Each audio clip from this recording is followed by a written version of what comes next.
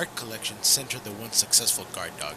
He understood that investing in the future, aesthetic beauty in particular, meant his life would equate in a legacy of thoughtfulness and foresight.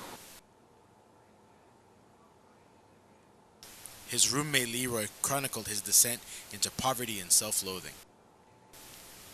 His face has been blacked out for anonymity.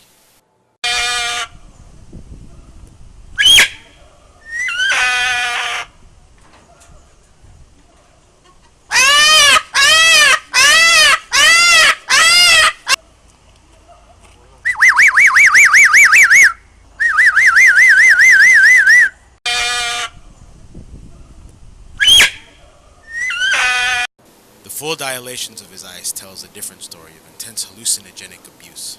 Furthermore, his incomprehensible rant omits any credibility to his opinion. A once promising story devolved into little more than a series of nonsense to prove this dog's approach to reality. Don't let anybody get in my way.